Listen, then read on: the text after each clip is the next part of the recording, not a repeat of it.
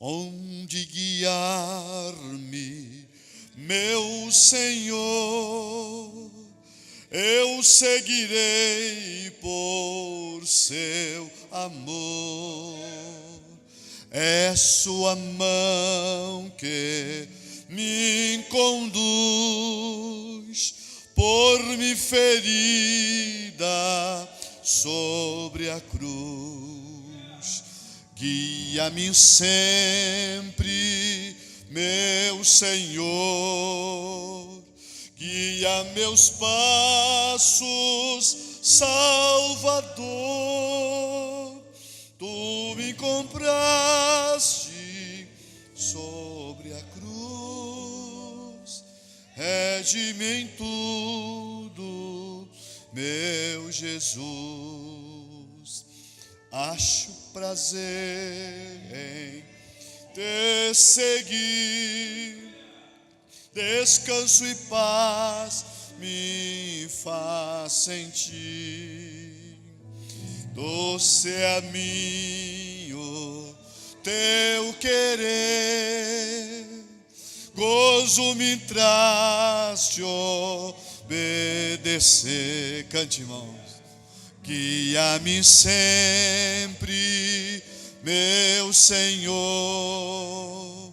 guia meus passos, Salvador. Tu me compraste sobre a cruz, rege-me em tudo, meu Jesus.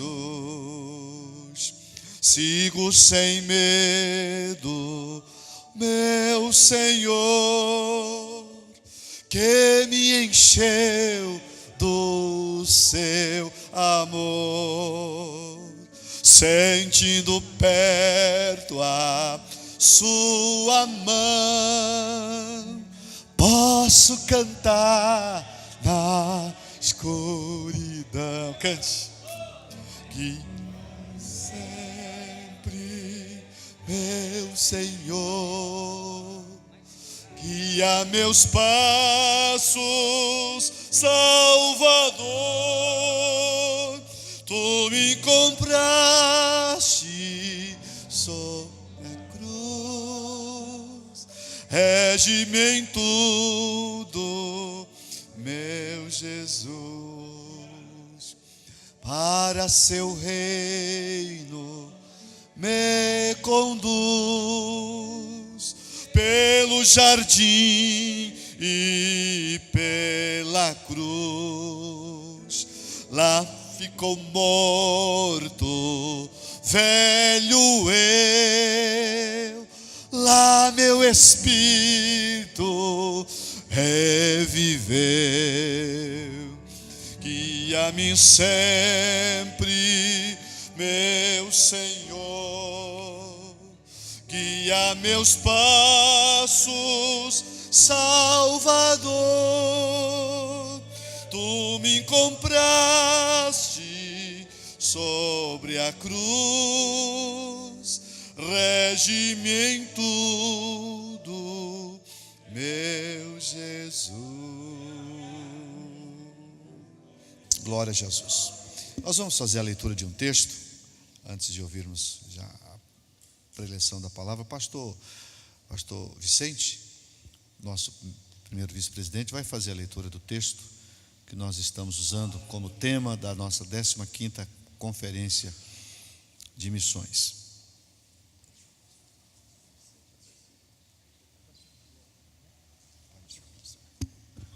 Meus irmãos, eu vos saúdo com a paz do Senhor. Vamos ler a palavra do Senhor no Evangelho de João, capítulo de número 14. João 14, capítulo 14, do versículo 1 ao 9.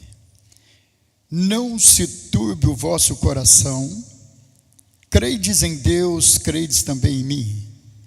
Na casa de meu Pai há muitas moradas. Se não fosse assim, eu vos teria dito: vou, pois, preparar-vos lugar. E se eu for e vos preparar lugar, virei outra vez e vos levarei para mim mesmo, para que aonde eu estiver estejais vós também. Mesmo vós sabeis para onde vou, e conheceis o caminho. Disse-lhe Tomé: Senhor, nós não sabemos para onde vais, e como podemos saber o caminho? Disse-lhe Jesus: Eu sou o caminho e a verdade e a vida. Ninguém vem ao Pai senão por mim. Se vós me conheceis a mim, também conhecereis o meu Pai. E já desde agora o conheceis e o tendes visto. Disse-lhe Filipe: Senhor, mostra-nos o Pai, é o que nos basta. Disse-lhe Jesus: Estou há tanto tempo convosco, e não me tendes conhecido, Filipe? Quem me vê a mim, vê o Pai. E como diz tu, mostra-nos o Pai? Amém, queridos? Vamos orar. Oremos ao Senhor. Maravilhoso Deus, Pai Santo que está nos céus, no nome de Jesus, Pai, nós te louvamos e bendizemos ao Senhor por essa manhã abençoada que o Senhor tem preparado para que nós pudéssemos estar aqui deleitando da presença do Senhor. Eu te dou graça pela vida de cada pastor, de cada obreiro, de cada irmão que aqui está nesta manhã. Quero pedir que o Senhor venha nos abençoar de uma forma especial, que esta manhã seja uma manhã memorável para cada um de nós que aqui estamos. E eu quero suplicar a bênção do Senhor sobre a vida da nossa irmã Fernanda, ela que está internada ali na Santa Casa, Pai. Visita a tua filha. O Senhor faz o melhor na vida da nossa irmã. Visita todos aqueles que estão enfermos, que precisa de saúde. O Senhor pode tocar, o Senhor pode fazer o milagre, o Senhor pode abençoar. Senhor, nos ajuda também nesta manhã, Senhor. Seja conosco. Toma nas tuas mãos o teu filho, que estará ministrando a tua palavra. Queremos ouvir a tua voz. Fala conosco. No nome de Jesus oramos e suplicamos toda sorte de bênção, agora e para sempre. Amém. Graças a Deus. Glória a Deus. Saúde os irmãos com a paz do Senhor. Louvado é o nome de Jesus. Irmãos, como é bom nós podemos estar aqui nessa manhã. Irmãos, eu vou fazer um comentário aqui com os irmãos com relação aos nossos trabalhos que nós temos, ajudado esses irmãos. Aqui no folder, os irmãos tem um folder aí, irmãos? Nós fizemos esse folder, irmãos, para poder mostrar para os irmãos, para a gente poder despertar nas congregações, irmãos, aquilo que a Semadef hoje está realizando. Então, os irmãos olham aí, nós temos o nosso trabalho, que é aqui em Franca, que o propósito nosso é Franca, o Brasil e até o mundo. Então, em Franca, irmãos, nós temos nossas atividades com o grupo Chama Viva, onde toda semana nós temos ido nas congregações para cooperar com os irmãos na evangelização. Então, os irmãos entendem que o nosso propósito, irmãos, na cidade de Franca, é motivar, os nossos secretários. Tem vários secretários que estão trabalhando, com a gente hoje no grupo Chama Viva. E justamente, irmãos, é para tentar motivar na evangelização e também trabalhando na Secretaria de Missão, despertando os irmãos. O nosso projeto, irmãos, da Casa Esperança, a gente fez até um banner, irmãos, os irmãos viram lá aquele banner lá, nós vamos levar para pôr lá na entrada do sítio, onde é hoje a Casa Esperança, o Tamar colocou lá, um lugar de abrigo e um lugar de acolhimento, onde hoje, irmãos, nós já estamos com 9 pessoas lá, temos acolhido 9 pessoas lá que está fazendo o tratamento, para poder estar recuperando. Esses projetos, irmão, nós estamos fazendo aqui na nossa cidade. Temos o nosso irmão Wilker, que juntamente com a Valdali, com seus filhos, que está na cidade de Tamarandiba, os irmãos sabem do trabalho que o nosso irmão Wilker hoje desenvolve ali em Tamarandiba. Também temos o nosso irmão Carlos, a nossa irmã Vanilda, com Samuel, seu filho, na cidade de Mendonça, onde o Carlinho, irmãos, hoje está trabalhando também no atoleiro, onde ele faz os cultos, vai dar o ensino lá toda sexta-feira, e também hoje ele está trabalhando no Caquente, que é uma outra comunidade que fica distante, Então o Carlinho está tendo essas atividades. E também lá no Pindaíba, né? Onde ele também vai fazer os cultos uma vez por semana, que são comunidades, irmãos, que fica ali no Vale do Jequitinhonha. Que não tem igreja, né? Não tem nenhuma, somente as nossas igrejas é que estão nessas comunidades. E o pastor Moacir, que é o auxiliar hoje do Carlinho, né? Que a gente ajuda ele também.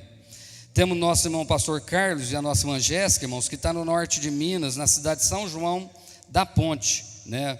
Hoje eles estão ali trabalhando, a gente ajuda os nossos irmãos ali. Ele trabalha de pedreiro, né? Mas ele dedica a vida dele, irmãos, é um homem de Deus. Esse aqui é um homem que doa a vida dele, irmãos, meio a tanta dificuldade, ele está lá, e a gente estava ajudando ele também. Nosso irmão Rafael e a nossa irmã Ciele, que está na cidade de Paratinga, mas trabalha na comunidade do Caibro, fica mais ou menos 32 quilômetros da cidade de Paratinga, no sertão, né?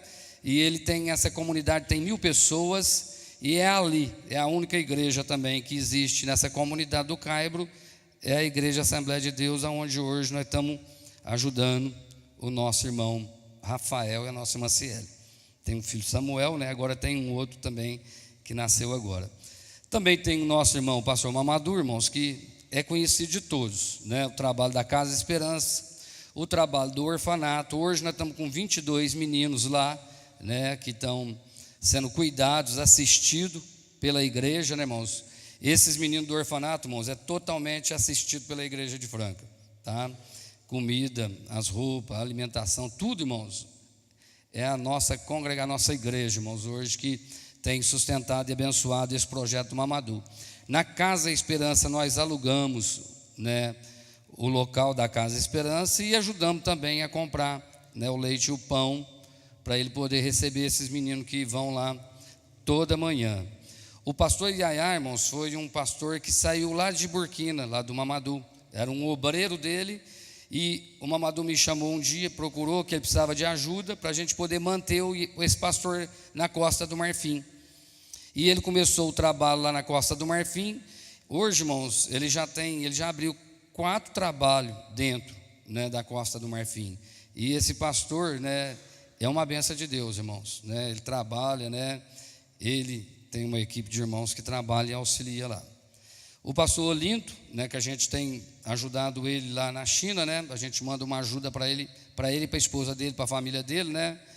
Que é para ele poder continuar dentro do projeto, irmãos, que ele tem na China. Ele estava mandando umas fotos para mim essa semana, né? De um trabalho que ele fez agora lá, um culto. Ele fez uma escola bíblica lá essa semana, na China, né? E era um lugar, como aqui é a igreja, né? Mas só que não é igreja, é um lugar lá. Fez uma palestra e ele é uma pessoa que forma, né, irmãos? Trabalha para formar pessoas, para as pessoas poderem levar o evangelho, né? Porque na China não é fácil, né? Também tem o pastor Indrapal, que é um pastor que a gente ajuda, irmãos, na Índia, né? O pastor Hermes Feitosa um dia me procurou falando que esse casal não tinha ajuda e ele não tinha como ajudar ele. E aí a gente adotamos ele, já faz mais de um ano que a gente tem adotado e ajudado esse casal que está na Índia, né? A nossa irmã Marina e o nosso irmão João, os irmãos sabem hoje, né? Ele é membro do Vera Cruz, é hoje membro lá da igreja do pastor Daniel, e todo mês a gente manda, né, uma ajuda para eles também. Eles estão ali morando no Líbano, mas faz o trabalho num campo de refugiados dentro da Síria. Então a Marina, ela vai todos os dias quase, atravessa a fronteira e vai para esse campo, e ela ensina o inglês, e através do inglês ela vai evangelizando. Esse dia ela mandou um áudio dela ensinando as irmãs lá, cantando um hino, né, evangélico, um hino cristão, né? O nosso irmão pastor Edilson foi aquele que veio aqui com o pastor Peter, já faz algum tempo, veio numa quinta só, né, pastor Isaac? Ele veio aqui e a gente ajuda ele, que ele tem um projeto com as meninas, irmãos, né? Que são aquelas meninas que são violadas, então eles têm um tipo de um orfanato lá, e eu mando essa ajuda justamente para ele poder ajudar nesse projeto das meninas lá, para manter, para dar uma ajuda para ele, né? Um recurso para ele poder auxiliar. Então todo mês a gente manda esse recurso para ele lá na... E É os trabalhos que hoje, irmãos, a gente tem mantido, né? A gente manda todo mês uma oferta para Portas Abertas, também para comprar Bíblias para mandar para o mundo muçulmano, né? Já faz muito tempo que eu venho mantendo esse projeto deles comprar esse valor de Bíblias para poder distribuir. Então hoje, irmãos, a SEMADEF, ela é isso que ela está representando, é isso que as nossas ofertas dos cultos de missões, irmãos, têm auxiliado, aonde a gente tem tido essa força para poder, né, atender e assistir a essas necessidades, né? E eu louvo a Deus pela vida dos obreiros, dos pastores, do secretário, que tem empenhado, irmãos, para a gente poder manter, assistir essas necessidades, para a gente poder estar representando, né, irmãos, aqui no Brasil, o Alexandre na Venezuela, que eu esqueci, né, irmãos, também, que está na Venezuela, porque lá não está fácil, irmão. Todo mundo sabe como que hoje vive a Venezuela, como que os irmãos lá estão sobrevivendo. Nós já fomos lá e não é fácil, não. Os irmãos é uma bênção de Deus, irmãos, ali, mas tem muitas dificuldades. Então, irmãos, eu louvo a Deus, né, pela vida dos pastores, que nós, irmãos, possamos cada dia mais ter o desejo de empenhar, irmãos, em poder ajudar essas pessoas que estão precisando de ajuda. Amém? Deus abençoe, irmãos. Graças a Deus. Meus amados, a igreja brasileira tem uma dívida muito grande para comissões. E, infelizmente, não são muitas as igrejas que têm se envolvido com missões. Há uma coisa no meio de, não todos, mas boa parte dos pastores, eu já ouvi isso de alguns companheiros. Eu tenho tanto problema aqui, por que eu vou cuidar do problema dos outros? Essa visão de alguns pastores, né? Você pode ver que esse tipo de trabalho, conferência missionária, em nossas igrejas, poucas fazem. Por que poucas fazem? Porque poucas têm, de fato, um trabalho missionário, né? Hoje se dá muita ênfase a outros trabalhos locais, mas esquecem de que só existimos porque alguém com essa visão missionária atendeu o chamado do Senhor e veio ao Brasil, e hoje nós somos o que somos. Então jamais devemos nos esquecer de que nós somos resultado de missões. E outra coisa, amados, ninguém faz missão porque está sobrando dinheiro. Missão não se faz porque está sobrando dinheiro. Missão se faz porque Jesus mandou nós cuidarmos de Jerusalém, da Judéia, da Samaria e também daqueles que estão nos confins da terra. Eu estive agora, nas últimas 2 viagens missionárias que fiz, uma foi no final do ano, lá em Burkina Faso. Eu vi coisas lá, irmãos, que a gente tem que realmente, é uma outra realidade, um país muçulmano, contrastes esquisitos até. Um país onde há pessoas que usam aquelas burcas, né, mulheres, um calor de mais de quase 40 graus, preto em cima e baixo, até com a cabeça tampada, né? Aquelas mulheres, eu não sei como é que elas sobrevivem com aquele calor lá, com aquelas roupas pretas, né? Mas ao mesmo tempo, dentro do país, eu vi mulheres lá que não usam a parte de cima. À frente da casa do pastor Mamadou, nosso missionário lá, chegamos, está lá um bocado de mulher lá, sem sutiã, com a parte tudo aqui, a menina amamentando, pendurado nela lá. Eu falei, mas Mamadou, que trem esquisito é esse? Eu falei, aqui é assim, pastor, são os contrastes de um país, né? Os animistas que vivem desse jeito, para eles é normal. Então, essa é a realidade, irmão. Mas o trabalho vai muito bem lá em Burkina Faso. Hoje a igreja do pastor Mamadou conta com, para aquela realidade de um país que tem 98% de muçulmanos, um país muçulmano, lá o que tem é mesquita. A igreja dele, nós já mais de 600 pessoas já congregam com ele lá. E ele conseguiu agora, também com o apoio da igreja do Rio, porque nós apoiamos o trabalho do orfanato e da Casa Esperança, né? E a igreja, quem tem mantido é a igreja do Rio, pastor Abner. E eles conseguiram fazer o muro lá, que era o grande problema, uma grande área que a igreja tem lá, de quase 10 mil metros, e eles conseguiram murar toda essa área lá, para resolver um problema gravíssimo que ele estava enfrentando lá com a estrutura da igreja. E lá tem usina para viúva, lá tem já uma associação para viúva, lá tem um trabalho voltado para as crianças, enfim. Como é que se ganha pessoas no mundo muçulmano? Só através do amor, mas não tem outra. Não adianta você pregar a Bíblia para eles, não acreditam na Bíblia. A Bíblia para eles não tem valor. A nossa Bíblia para eles não tem valor. O que faz um muçulmano parar para te ouvir? O amor, que às vezes falta neles. Então essa é a mensagem. É um país diferente, que não adianta você querer lá pregar para falar da palavra de Deus, que eles não vão parar para te ouvir. Só vão te dar atenção quando eles perceberem que você tem algo que eles não têm. É só assim. E agora tivemos também no Vale de Jequitinhonha, fizemos lá uma palestra, fizemos a primeira escola bíblica do Vale do Jequitinhonha. O pastor Pimenta esteve com a gente, junto com o pastor Levi, e foi uma bênção.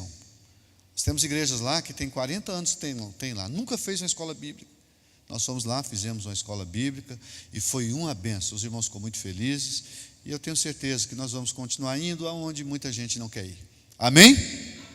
Meus amados, nós vamos passar a palavra ao pastor Raul.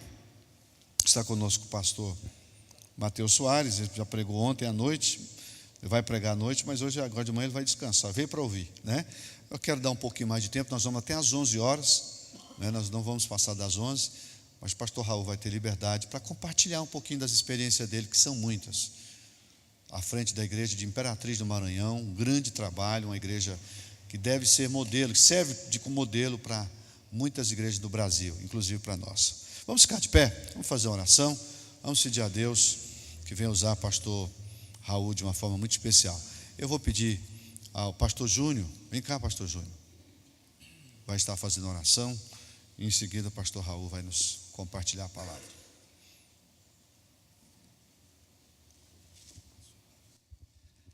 Senhor Deus, nós te agradecemos por esta manhã tão especial que a nós é proporcionada. O nosso coração está preparado para ouvi-lo aqui nesta manhã. Que o Senhor, direcionando o teu Filho, venha falar aos nossos corações e que a tua boa palavra nos dê o fortalecimento necessário para continuarmos a grande missão que é fazer a tua obra. Nós estamos aqui prontos para ouvir a tua voz. Fale conosco, Senhor, nesta manhã, de uma forma toda especial, é o nosso pedido, em nome de Jesus, e amém. Em João capítulo 14, que nós já lemos, deixa eu ler aqui 2 versículos, que está em versículo de número 9 e 10. Disse-lhe Jesus: estou há tanto tempo convosco que não me tendes conhecido, Filipe. Quem me vira a mim, vira o Pai. E como dizes tu, mostra-nos o Pai. Não crês tu que eu estou no Pai e que o Pai estará em mim? As palavras que eu vos digo, não as digo de mim mesmo, mas o Pai que está em mim é quem faz as obras. Versículo 11 ainda. Crede-me que estou no Pai e o Pai em mim. Crede-me, ao menos por causa das mesmas obras. Amém. Podeis assentar.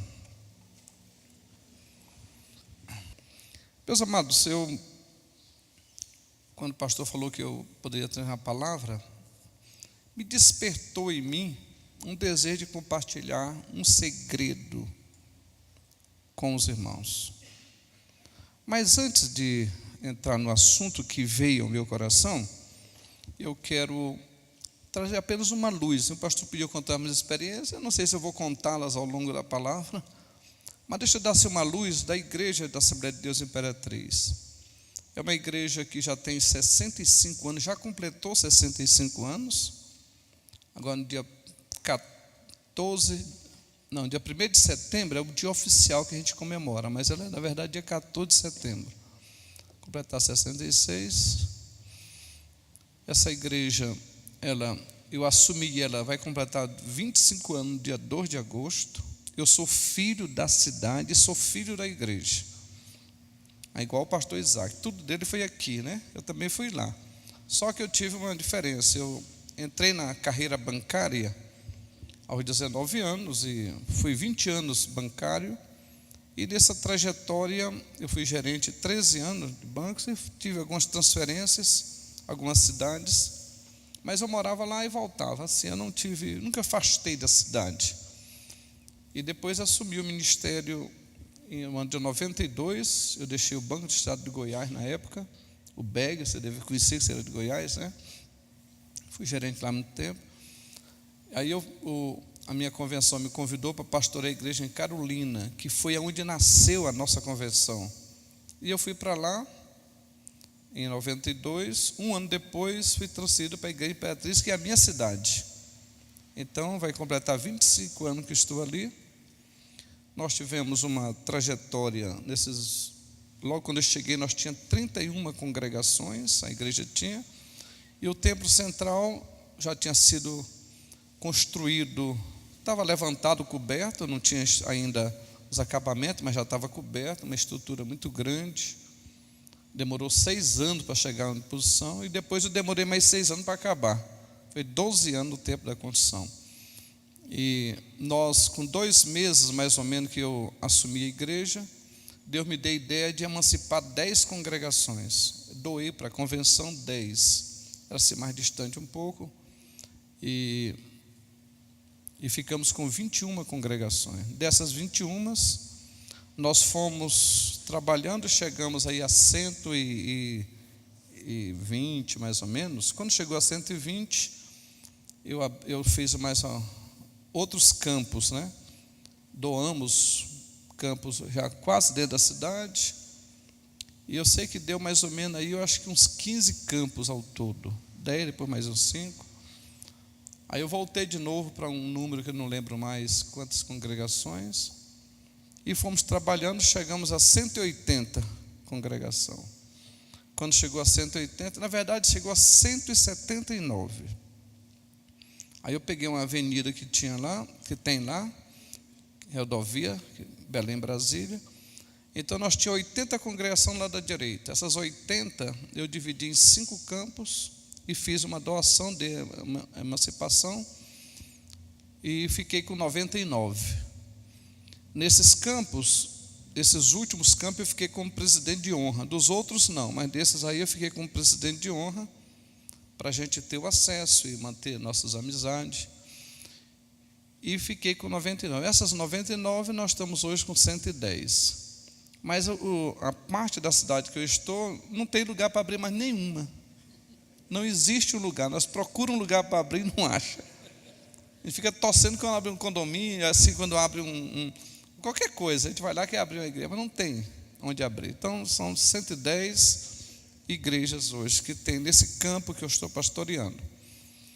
Essa igreja, ela tem hoje uma rádio FM própria, tem uma televisão própria, tem um centro de recuperação próprio, né, uma área muito grande. Nós temos um instituto bíblico, um colégio fundamental e um instituto bíblico com vários cursos. Temos uma creche. Nós temos uma fazenda, né? A igreja tem uma fazenda, onde é uma fazenda de 14 alqueires, não sei como é que vocês veem aqui, mas nós temos ali um centro de treinamentos, retiros. Temos uma chácara no Rio, uma ilha, onde também temos um trabalho. E a igreja, hoje ela administra 600 e poucos missionários em 25 países, em 10 estados do Brasil. Nós preparamos 2 turmas por ano, todos os anos, 2 turmas, a média de 100, 110, 120 missionários, tudo pago pela igreja. O missionário vem em qualquer parte do Brasil, do mundo. Nós damos o curso completo para ir lá, totalmente gratuito. Nós temos hoje capelanias, né, uniformizada. Nós temos capelães em tudo quanto é buraco que tiver lá, nós temos na prefeitura, na Câmara, na polícia, no exército, nas empresas, todo lugar nós temos um culto, tem um capelão lá. E nós temos hoje também o escotismo, um dos maiores escotismos do Brasil nós temos lá mais ou menos quase 300 membros do escotismo, crianças. Nós temos um trabalho chamado Comando Gólgota. É um programa que nós temos que é só pessoas militares ou ex-militares. É um comando. Hoje tem ramificação em vários lugares. Já tem lugares que esse comando, todos os obreiros nossos, diácono, presbítero, pastores, missionários, todo mundo, tudo faz curso lá, tudo, até para ser auxiliar faz curso. Professor de escola B, professor de creche, tudo tem curso. Quando termina o curso, por exemplo, missões, nós utilizamos assim missões, formação de obreiros, diáconos, presbíteros, auxiliares, missionários. A gente leva, primeiro momento, ele veio para a fazenda, essa turma. Aí tem uma equipe que passa 2 dias com eles lá, para dar um impacto na vida espiritual dele, de conhecimento, relacionamento com Deus. Aí eles voltam para fazer o curso. Aí o curso, se for missionário, é 60 dias. Se for obreiros, é 90 dias, mas 2 vezes por semana. Se for missionário, é 24 horas, 3 vezes por dia, de manhã, tarde e de noite, 60 dias. Quando terminam esses cursos, eles voltam para a fazenda e vai para o Comando Gólgota. O Comando Gólgota, ele vai fazer um trabalho, ter uma experiência muito profunda com Deus. E também saber viver, enfrentar todos os desafios que a vida oferece. Nós chamamos de rally. Quem já esteve no exército sabe o que é passar por um rally, né? Então eles passam por um rally, aprendem a obediência, também aprendem a ordem unida, saber se portar, respeitar a bandeira, posicionamento e obediência restrita ao líder. 3 dias onde ele sai de lá, como se diz, crente. E para ele suportar, ele tem que ir com muita determinação. Mas sai de lá, como se diz, pegando fogo. E nós fazemos esse Comando Gólgota também com pessoas novas convertidas, fazemos com descrente. Agora fizemos um acampamento para 140. Tinha mais ou menos 40 descrentes, todos foram ser crente. Todos vão ser crente. Jesus batiza no Espírito Santo, cura os enfermos, sai tudo lá crente. Mas é um trabalho assim muito rigoroso, né? Mas que vale a pena. Até falei para o pastor Levi, se quiser mandar um casal fazer um curso de missões, vai lá, eles vão aprender lá, passar por essa experiência. Então o obreiro sai, como se diz, passado pela casca do alho, pronto para trabalhar em obediência irrestrita, obediência ao seu líder. E então a igreja tem esse programa, tem um programa muito grande de família, muito bem organizado. O trabalho de criança nosso é um trabalho assim de alto nível, a nossa equipe, um trabalho de uma visão muito grande, nós preparamos as crianças.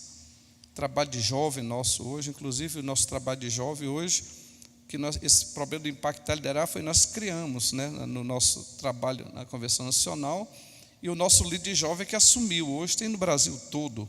Hoje mesmo estão no Espírito Santo, hoje, no Vila Velha. Hoje estão passando lá 3.000 jovens por dia. É um trabalho muito grande. E assim, é muito trabalho. A igreja desenvolve um trabalho muito grande, ação social.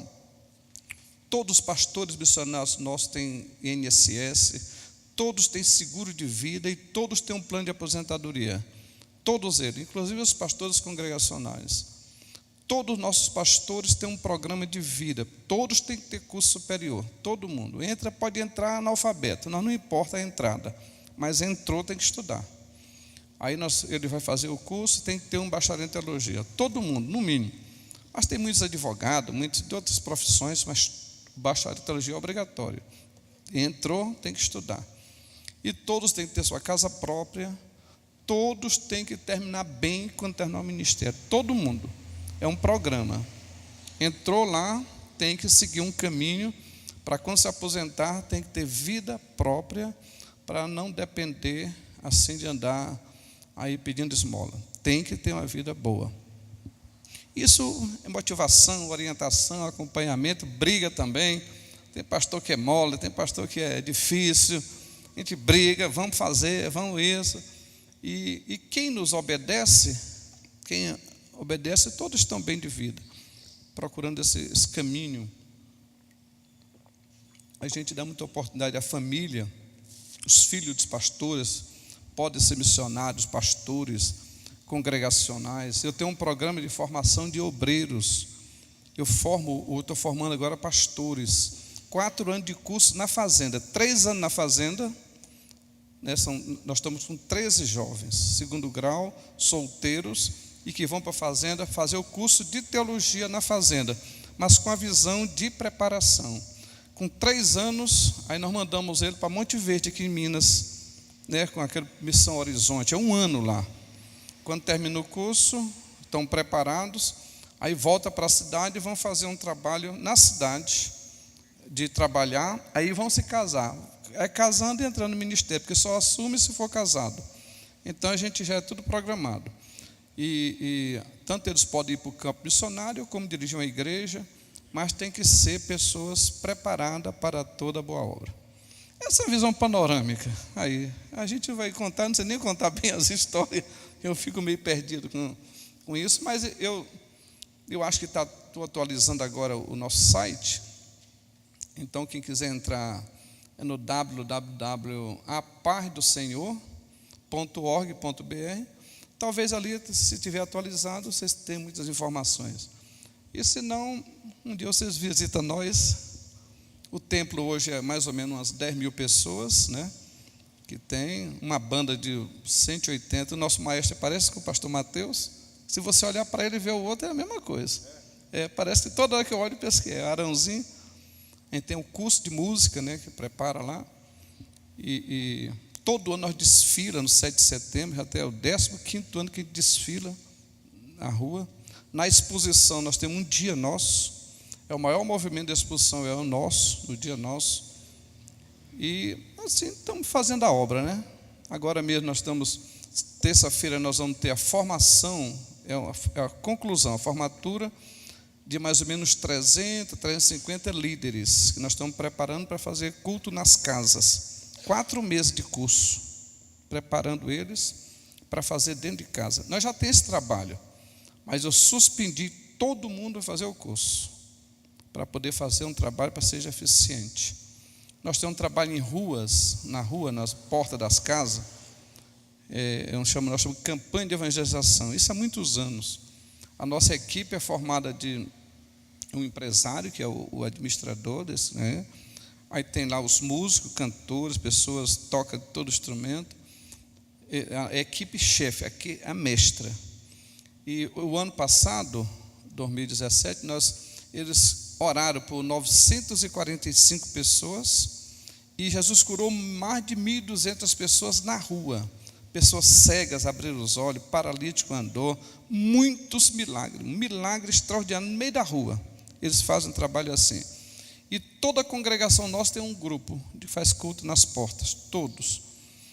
Agora, na nossa igreja mãe, Jerusalém, nós criamos Fé e Obras. Aí talvez esteja na rede social, porque tudo vai para a rede social. A gente pega todo mundo da igreja, aí vai médico, advogado, todo mundo, delegado, pastores, todo mundo. Aí nós botamos uma camiseta, em que eu posso te ajudar? Aí nós vamos dividir os grupos, sai lá, e cada um sai com tudo na mão, um balde, vassoura, toda coisa. Aí chega na casa, se apresenta, o que eu posso te ajudar? Todo mundo fica com medo assim, não, mas nós vamos ajudar. Aí vê lá, tem que lavar a roupa, nós lava, se é para fazer comida, nós faz, limpa a casa, pinta, nós deixa pronta a casa. E depois é que fala de Jesus. É uma coisa interessante assim. É uma alegria. Chega lá, chega o médico, quando eu chego, eu vou fazer essa sua pressão aqui, o médico já está conversando, quebrando o gelo. E tem delegado no meio, tem advogado, tem problema na justiça, deixa que eu vou resolver. Aí fica aquele clima de alegria. Quando chega, está todo mundo alegre por ter feito a obra de Deus. Agora, no sábado, nós vamos para uma praça. Agora, sábado próximo é uma praça. Nós vamos pintar a praça e botar várias. Então, tem os caminhoneiros para Cristo, né, que a gente faz um trabalho. Nós temos um CD pronto, muitas mensagens pequenas, músicas, bem preparadinho. Aí vai nossa equipe, esses postos, gasolina. Chega lá, vai vários enfermeiros aferir pressão do motorista, conversando e tal, e merenda e tal, e depois dá para ele o CD. Isso aqui é para você ouvir, quando você entrar no caminhão, bota o CD e vai ouvir. Então, aquele CD vai trabalhando, até o final fazer o convite. Então, nós temos testemunhos maravilhosos, o pessoal vai imperatriz querendo saber quem é o líder, pessoas salvas. Um dia desse eu fui numa igreja, no Pará, no estado do Pará. Aí veio um obreiro chegou para mim e veio me abraçar. Pastor, você me ganhou para Jesus e você me discipulou. Eu digo, mas onde foi que eu não te conheço? Não, através de um CDzinho, que lá tem a mensagem minha. CDzinho lá, você... eu ouvi aquele CD, aceitei a Jesus, e por causa daquilo ganhei minha família toda. Hoje eu sou obreiro aqui, e já várias pessoas. E esse CD já está, acho que já perdido. Eu boto num, boto no outro, vai passando aí. Uma vez um irmão nosso pegou pelo rádio amador, que tem um rapaz lá que tem um rádio muito grande, alcance muito longo, e ele me contou com muita emoção: pastor, eu estava ouvindo uma pessoa nos Estados Unidos, você imagina, Estados Unidos, e ele contando para o outro e o rapaz ouvindo: olha, eu passei em uma cidade do Maranhão chamada Imperatriz, me deram lá uma fita cassete, e começamos primeiro com a fita cassete, depois foi mudando, né? E eu ouvi aquilo, botei no meu caminhão, ouvi essa mensagem e aceitei a Jesus. Aí um dia, o meu patrão também fez uma viagem comigo. E eu disse: patrão, viajando, deixa eu botar uma fita aqui para te ouvir, que eu peguei lá. E o patrão aceitou Jesus também. E ele contando nos Estados Unidos para outro caminhoneiro, ele ouvindo e me contou uma alegria. Então assim, tem muito testemunho de pessoas, né, que foram alcançadas, porque são muitos métodos que você tem que desenvolver para alcançar alguém. Que um método às vezes não dá certo, mas o outro dá. Então todo mundo tem que trabalhar. A igreja é grande, você tem que ter muitos métodos de evangelismo, né, para alcançar. Nós temos método por exemplo, o WhatsApp. O WhatsApp é um método, uma ferramenta muito boa, porque hoje, para você bater na casa, não está fácil bater na casa. Você pode ver aí, para você entrar numa casa, o tanto que é difícil, não é? Hoje, quando você encontra lá um empregado ou um cachorro, porque o dono da casa estão estudando, estão trabalhando, é muito difícil. Então criamos um método, o WhatsApp. É uma coisa muito simples. Por exemplo, você pega aqui a juventude, que é mais fácil. O presidente de mocidade, se ele aqui, são 60 igrejas, se ele cadastrar os seus 60 líderes dos jovens das congregações, faz uma linha de transmissão, né? E aquele líder dos jovens pode cadastrar os seus jovens. Os jovens têm o WhatsApp, ele faz uma linha de transmissão com eles. E aquele jovem faz com uns 10, 15, 20 amigos descrentes, do colégio, da faculdade, todo mundo, só amigos, cadastra ele e faz linha de transmissão. Então você faz uma corrente. O presidente da mocidade geral passa para os seus presidentes, ele passa para os seus jovens, o jovem passa para os seus amigos. E a pessoa faz 2 mensagens por semana. Uma, ele faz lá mais ou menos para quarta-feira, coloca lá uma mensagenzinha curtinha, talvez de 1 minuto, 1 minuto e meio, uma mensagem de Deus. Pode fazer um trabalho de evangelização. E ele passa assim, vai chegar lá neles. Quando chega no sábado, ele bota lá um convitezinho para ir na igreja. Faz um convite, vai na minha igreja, no horário tal. O líder que faz e todo mundo para os seus amigos. Isso se torna mais eficiente do que o programa na televisão e no rádio. Porque você está direcionando para um grupo. Se você tem 60 igrejas, se cada igreja dessa cadastrar 10 jovens, já são quanto? 600, né? Agora multiplica 600, se cada um ganhar 10 amigos para evangelizar. Já passa para quanto? Então você pode estar evangelizando 6.000 jovens na maior simplicidade do mundo, melhor do que o folheto. Muito mais eficiente, né? Nós temos um programa lá chamado, é um programa também pela celular. Nós temos um dia de evangelização virtual. Nós vamos para uma igreja, um jovem lá, e tem um líder chamado Alas, que ele faz um projeto onde vai conversar com o Brasil. Todo mundo conversando e fazendo um trabalho especial day. E é um dia especial. E muita gente é salva no Brasil todo, no mundo todo, que aí não tem limite, né? Então são métodos e métodos e métodos, que eu podia passar o dia todo falando de métodos, e cada um tem que... Eu acho a coisa melhor do mundo é o que eu lancei lá agora, chamado Mãos no Arado. É um projeto para 10 anos. Eu fiz um projeto chamado Deck da Colheita, 10 anos, terminou em 2014. Agora fiz Mãos no Arado, para terminar em 2028. É um projeto que contempla tudo da igreja. É assim: que igreja eu quero ser daqui a 10 anos? Essa é a proposta. Que igreja eu quero ser? Por exemplo, em 2004 eu fiz para 2014. Chama toda a liderança, pessoas que pensam, que amam a igreja, junta, e nós faz mesa, bota 10 mesas, e bota para cada mesa dessa, coloca um tema. Como é que você quer? Como é que vai desenvolver o evangelismo? Entrega para esse. Na área da construção, bota para esse. Na área da música, para esse. Na área da família, vai botando. E cada um vai estudar. Passa o dia todo mundo discutindo, entra na internet e vão discutindo e vão fazendo. E quando chega no final, me traz o resultado. Aí nós montamos o projeto e faz um planejamento para 10 anos. Nessa primeira vez, nós concluímos, conseguimos rádio, televisão e construção do templo e igreja, e todo mundo motivado. Agora programamos 10 anos, demos o nome Mãos no Arado. Começou agora em fevereiro deste ano e estamos trabalhando. São muitas atividades, muitos programas que estão sendo trabalhados, liderança, família. Eu tive que fazer uma remodelação na estrutura da igreja para a gente, então, alcançar esses novos alvos, né? E nós alcançaremos. Se todo mundo estiver entusiasmado, não existe nada impossível para aquele que crê, né? Então, cada igreja pode fazer o seu projeto. Planeja 10 anos, 5 anos. Que igreja vamos ter? Porque as coisas, tudo depende de um planejamento. Deus está interessado em satisfazer o desejo do nosso coração. É um projeto. Porque quando você tem um sonho, um plano, e se deleita em Deus, Salmo 37, versículo 4, tem que se deleitar nele, acreditar nele, descansar nele, e colocar a mão no arado, botar o pé na estrada. Então pode ter certeza que você chegará, porque Deus, irmãos, ele é impressionante isso. Em Efésios 3:20, ele diz assim: Deus é poderoso para fazer mais, abundantemente mais daquilo que você pensa e daquilo que você pede.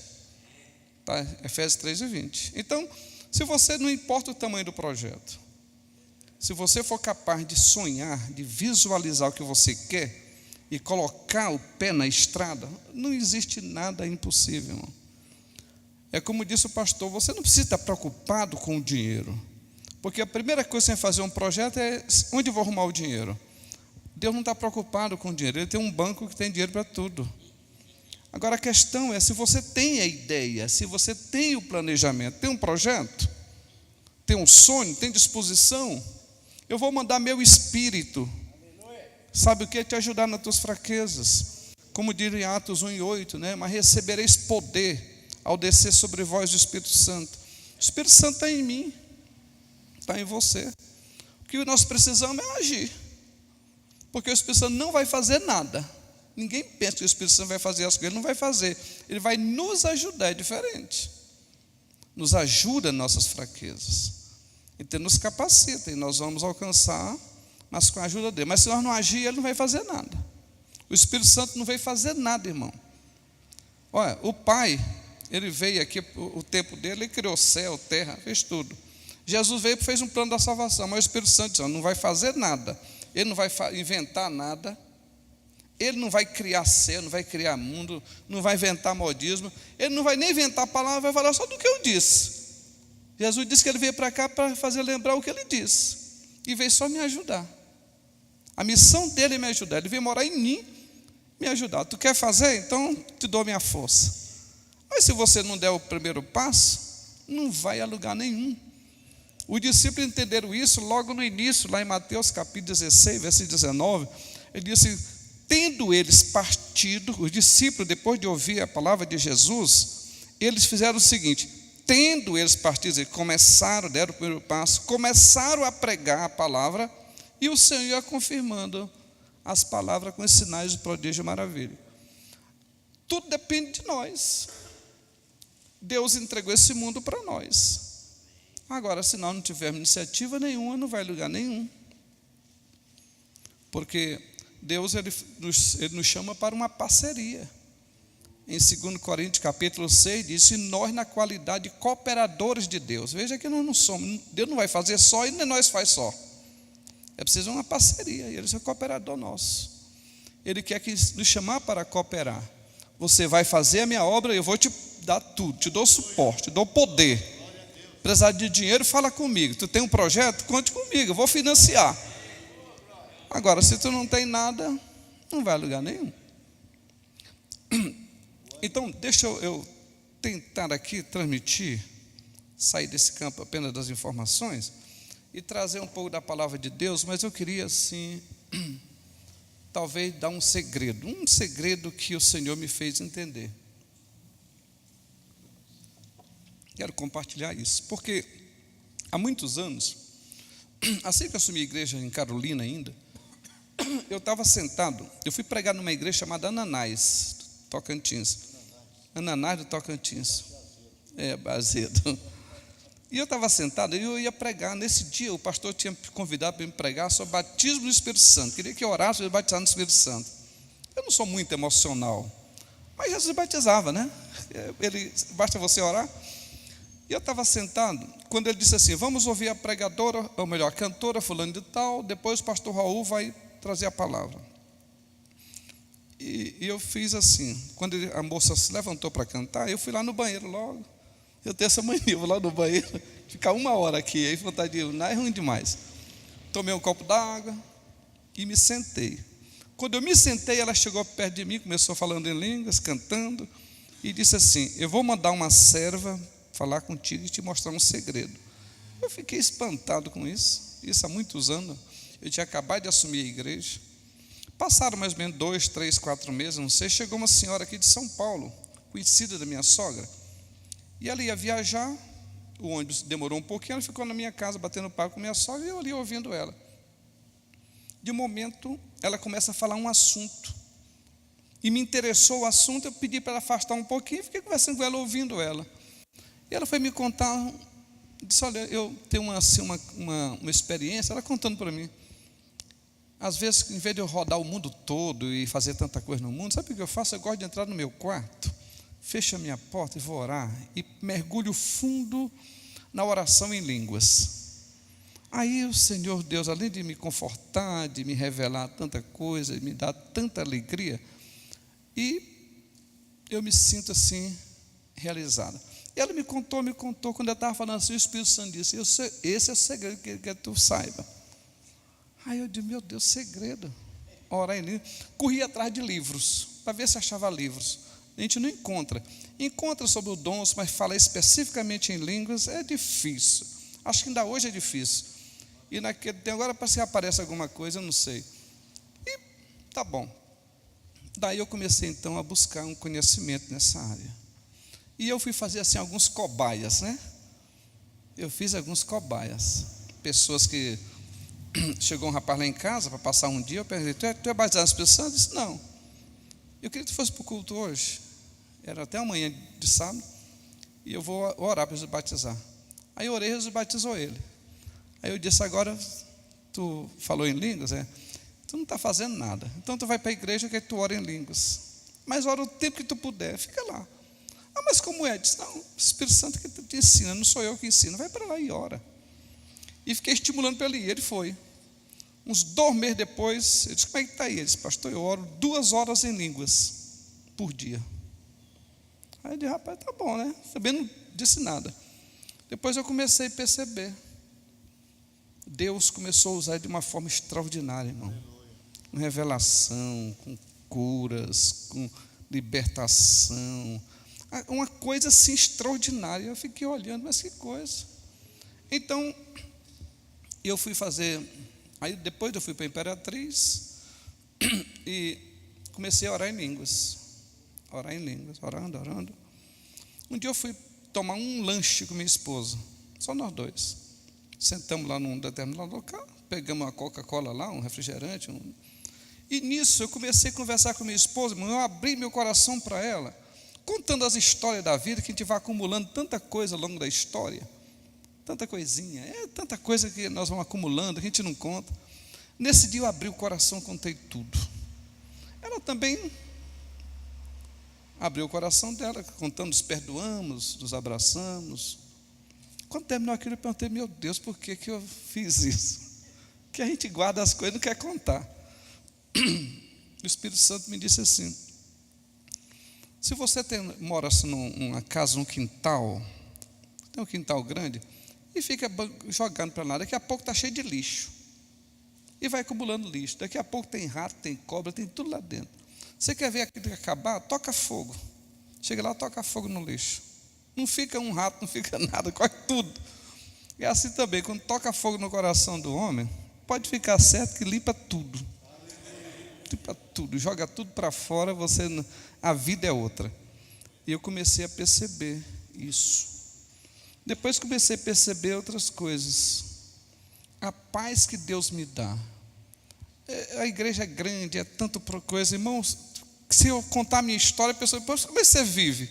Mas eu vivo uma paz. Eu tenho tempo para minha família, eu tenho tempo na polícia, eu sou major da polícia, na ativa. Tenho uma atividade, viajo ao Brasil, corro para outro lugar e tal. E para mim tem paz. Você imagina, eu chego no lugar para pregar, não me preocupo com tema, com assunto, com nada. Em todo lugar, o Senhor, eu espero que o Senhor flua. O seu Espírito tem que fluir em mim, porque senão eu não prego. Porque eu não tenho nada de mim mesmo. E o Senhor vai me dando graça em tudo. Aleluia. Eu nunca me preocupo com nada. Com esse negócio de, eu vou preocupar com o que eu vou pregar, não me preocupo. Qual é a decisão que eu vou tomar? Tal? Não sei. O que eu vou fazer assim? Eu não sei. Ficar uma noite, ou então ficar 1 minuto preocupado por causa de dinheiro. Não, eu não me preocupo com dinheiro. Preocupo com nada. Eu só me preocupo com uma coisa. É assim, como me relacionar com Deus melhor. É isso. Aleluia. É a coisa que eu tenho. E ficar orando em línguas, em todo o tempo, com toda oração e súplica no Espírito, é tudo que eu quero.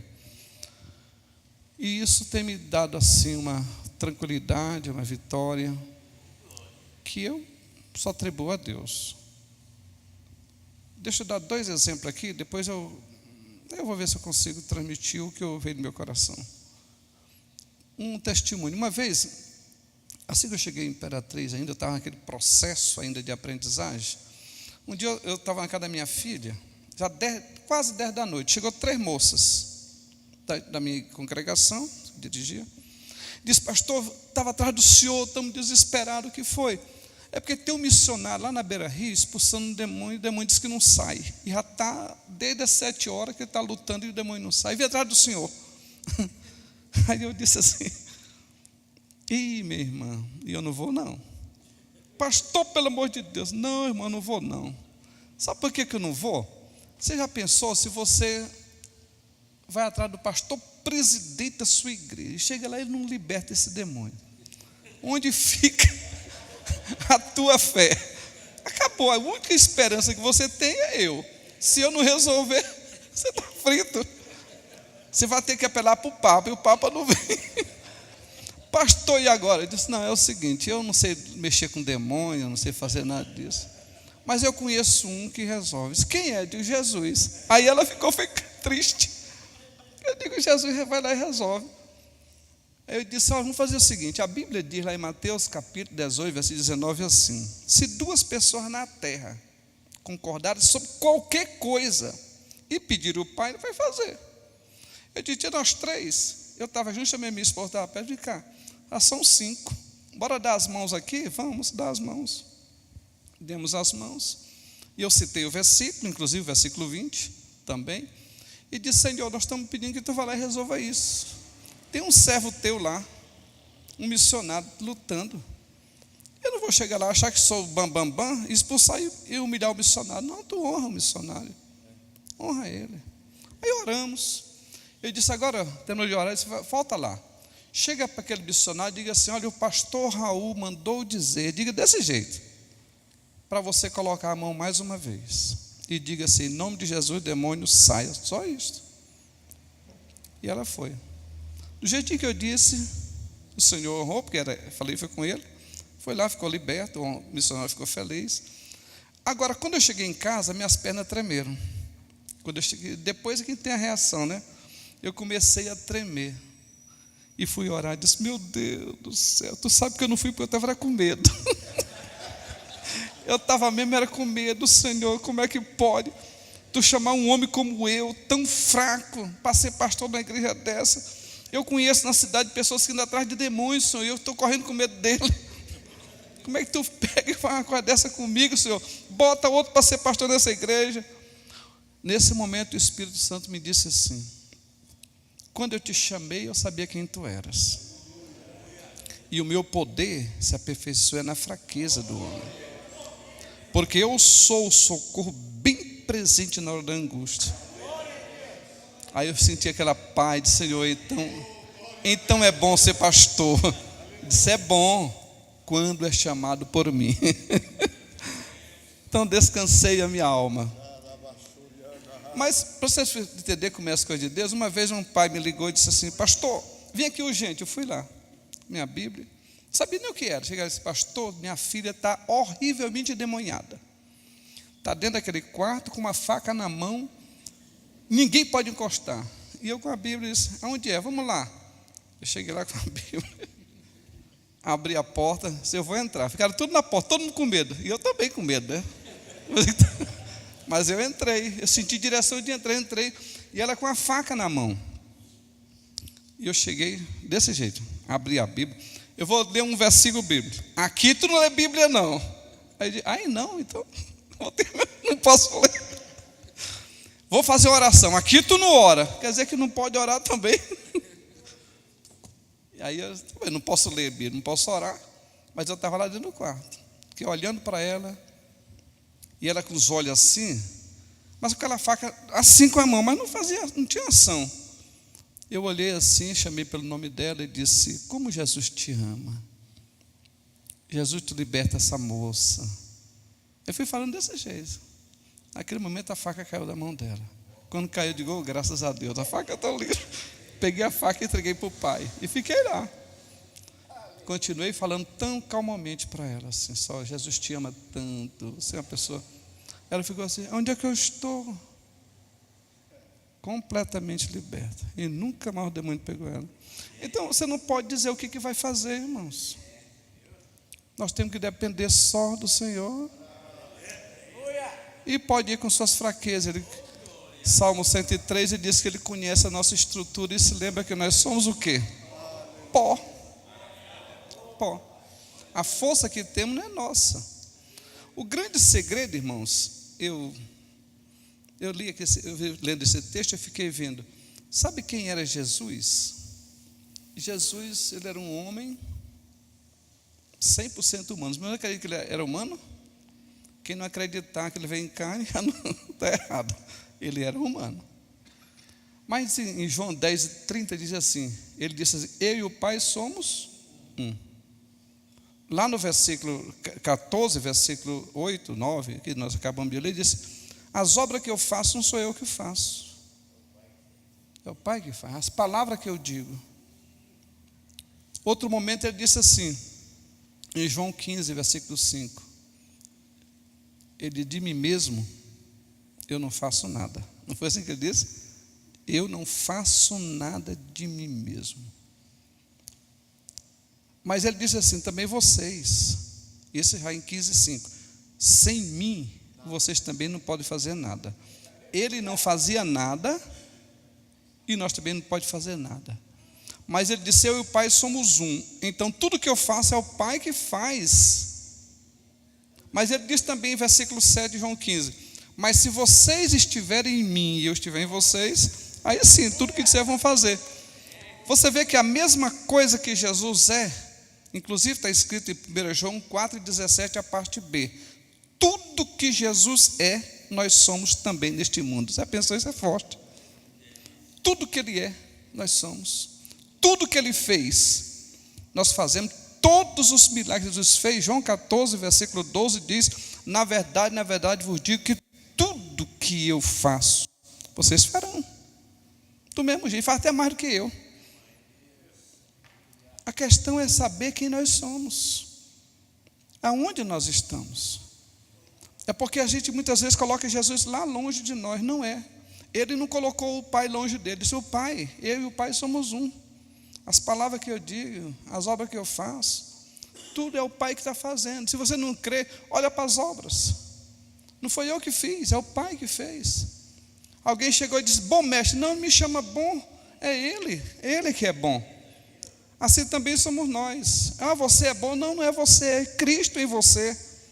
Porque em João 17 ele fez uma oração, Pai, assim como eu e tu somos um, eu quero que eu e ele também seja um. Então é Cristo estar aqui.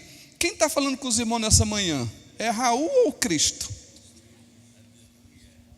Você não veio ouvir Raul, veio ouvir Cristo. Quando nós estávamos orando, Senhor, eu quero que tu fale comigo. o Cristo vai usar a minha voz, as minhas experiências, o meu conhecimento, mas a palavra não é minha, é dele.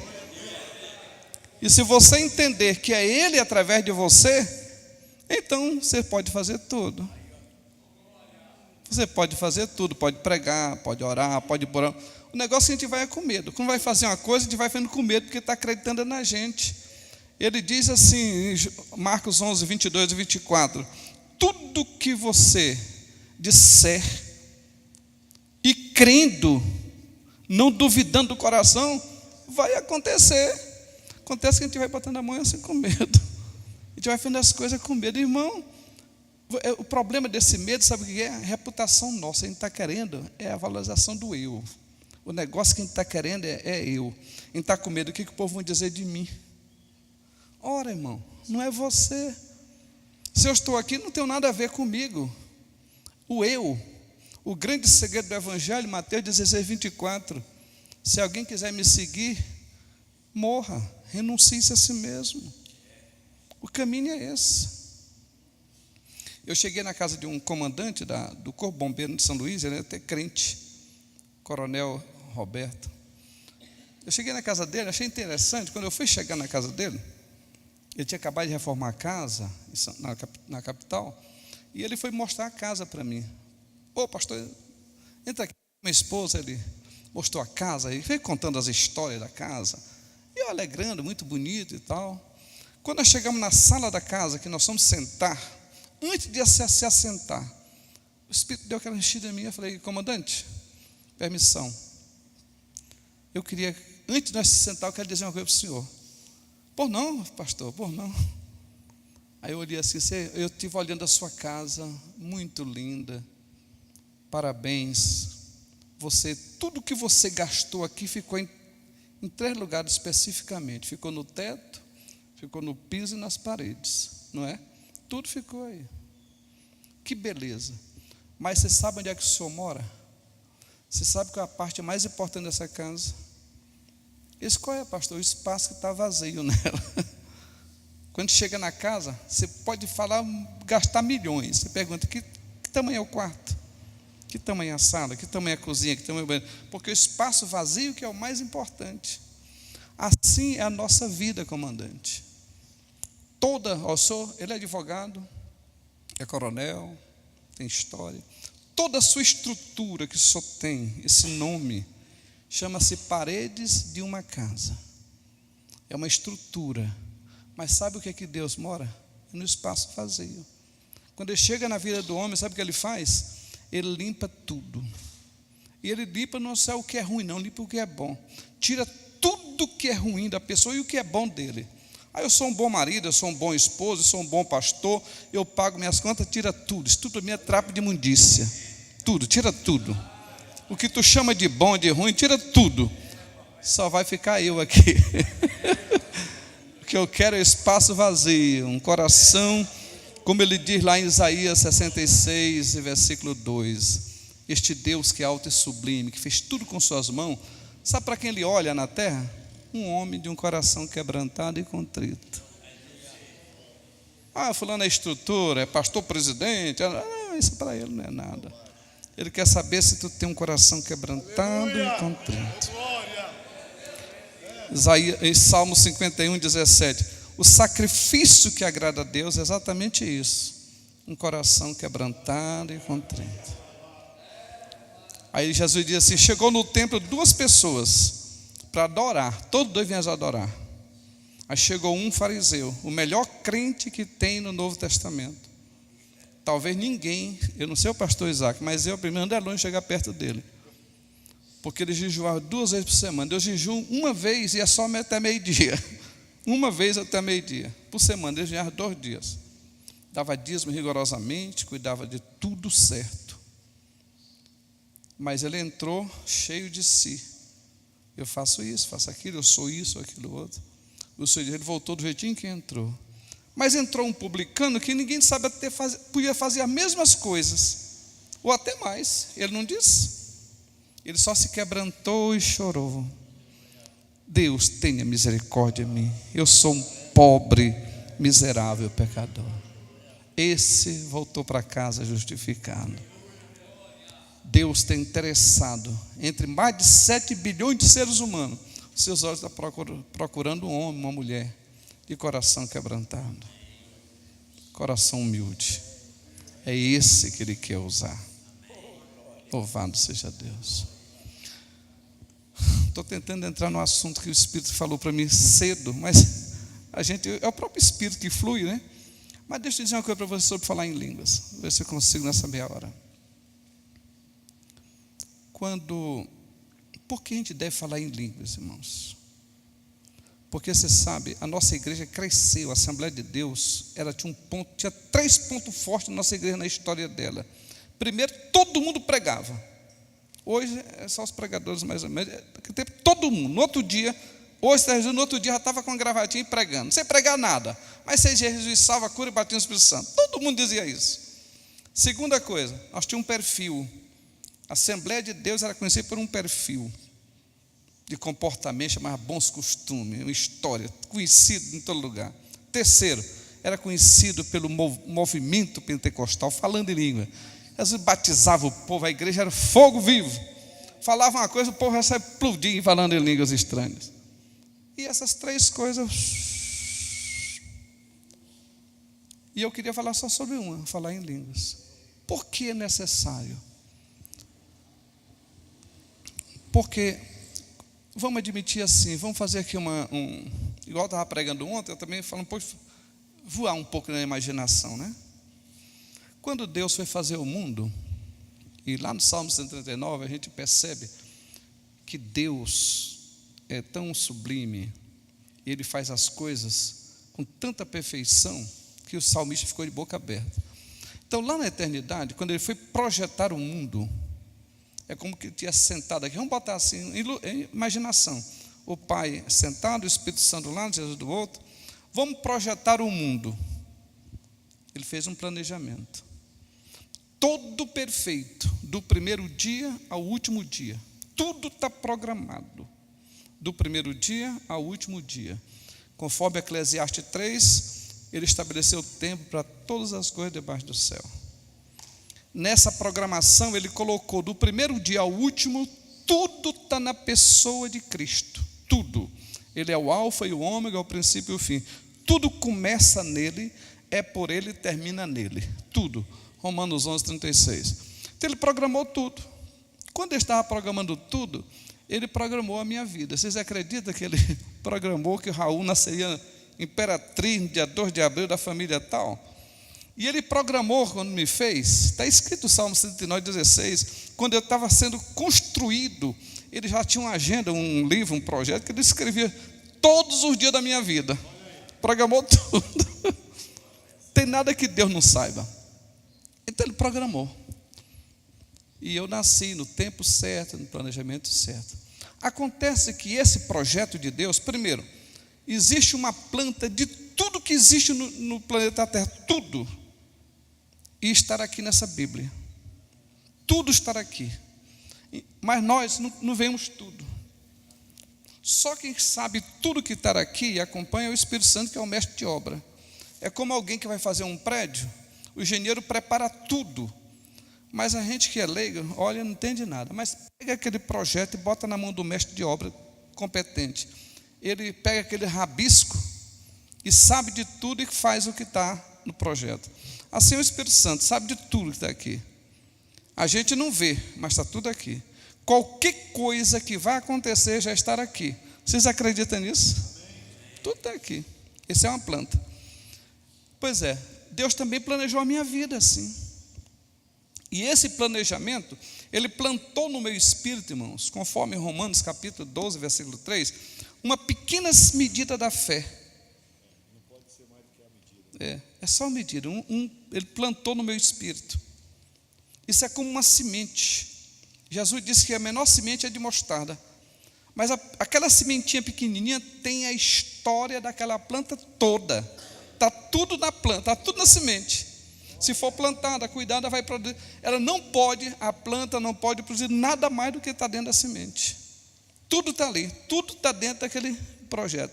Assim também a vida do homem, está tudo um planejamento numa pequena sementezinha chamada fé plantada no nosso espírito. Só que nós não sabemos nada.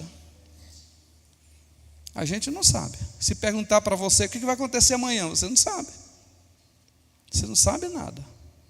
Mas está aqui. Nós temos o dia de nascer e o dia de morrer. Mas não está revelado para nós. Você não sabe nada. Então nós ficamos o quê?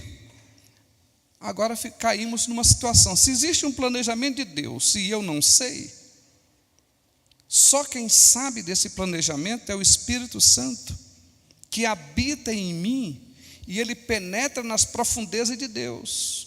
Romanos capítulo 8, versículo 26 e 27, diz assim: nós não sabemos orar como convém, nós não sabemos.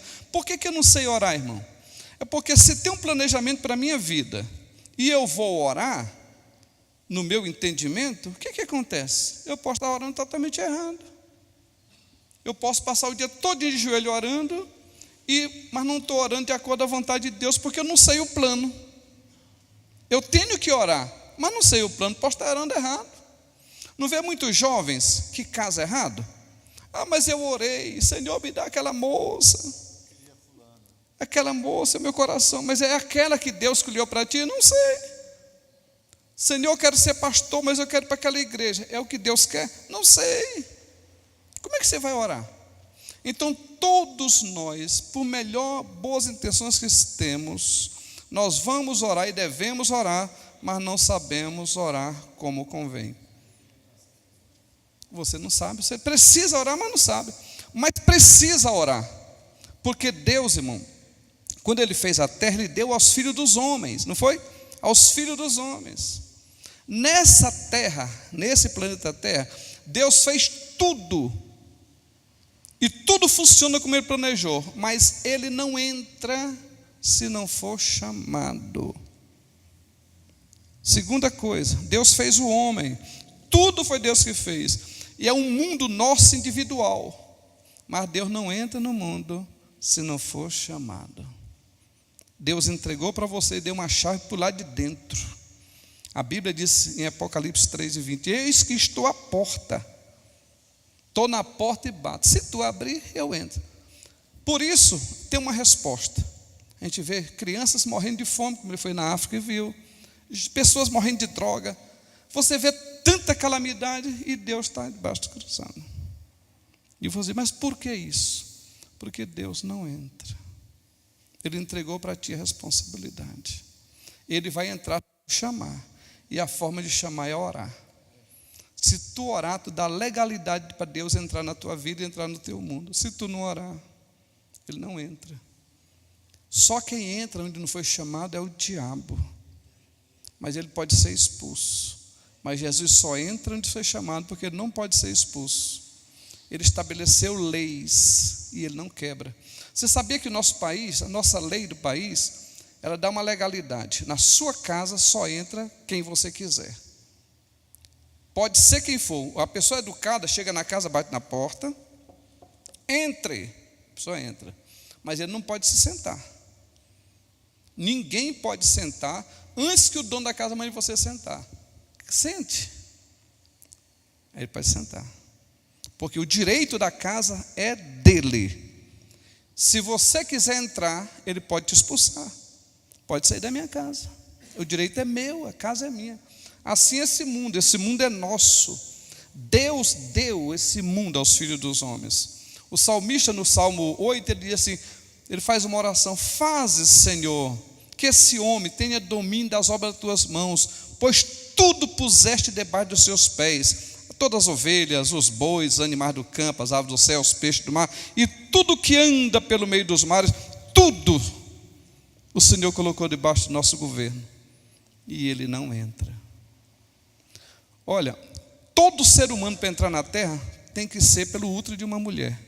O homem pode inventar o que ele quiser, mas tem que passar pelo útero, porque a única porta que Deus abriu para o homem ser gente é através do útero de uma mulher. O próprio Deus, para entrar aqui, ele passou pelo útero de uma mulher. Para este o porteiro abriu a porta, e ele passou pelo útero para poder chegar aqui e ser gente, para não ser expulso. Tudo é assim. Então o Senhor diz: olha, é o seguinte, dei para ti. Se você quiser me ajuda, eu estou pronto para te ajudar, mas tu tem que pedir, para dar legalidade. Senão, tu morre nos teus pecados. Senão, tu acaba com tudo. E depois tu não vai prestar conta para mim. Porque eu te entreguei nas tuas mãos, estou confiando em ti. Coisa séria. Aí você precisa orar, mas não sei orar, ainda é outro problema. Como é que eu preciso orar? Deus só vai dizer orar, mas eu não sei orar. Aí nós entramos em outro problema. Aí o Senhor, para resolver, Ele mandou o Espírito Santo de Deus, o mestre de obra, que veio para nos ajudar, para morar em mim, para executar os projetos de Deus, que conhece a intenção, está escrito em Romanos 8, 27, ele conhece a intenção do Espírito, ele sabe qual é o propósito de Deus para a minha vida, então ele está aqui, então ele vai me ajudar a orar. Mas para ajudar a orar, irmãos, ele não pode me ajudar no português, porque meu entendimento não entende nada. Se eu não sei, imagina, eu não sei o que é, mas eu tenho que orar, como é que eu vou orar no português, se eu não sei? Então ele vai me dar uma língua chamada mistério, para que eu ore, eu tenho que orar, eu vou orar no meu português, é nas minhas cordas vocálicas mesmo, mas é numa linguagem dele, porque quem ora em língua tem duas coisas interessantes. 1 Coríntios capítulo 14, versículo 2, e depois versículo 3, quem ora em línguas não fala com os homens, fala com quem? Mas quem ora em língua também fala de quê? De mistérios. Mistério é o quê? Que você não entende. Então você vai orar, o Espírito Santo vai me ajudar, vai me inspirar para que eu ore, mas no meu entendimento eu oro o que eu sei, mas eu sou obrigado a orar no Espírito. 1 Coríntios capítulo 14, versículo 14 diz: que farei, pois? Orarei no entendimento, mas orarei no Espírito.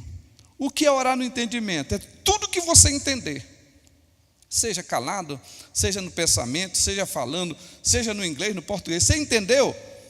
Então orar no entendimento. E no Espírito, é tudo que você não entende, que quem ora no Espírito, o entendimento fica sem o quê? Fruto. Não tem fruto, você não entende nada. Mas o Espírito ora bem. Porque o entendimento não entende nada, você não sabe nada, mas no Espírito você ora bem. Então você tem que agora orar no entendimento, mas orar no Espírito.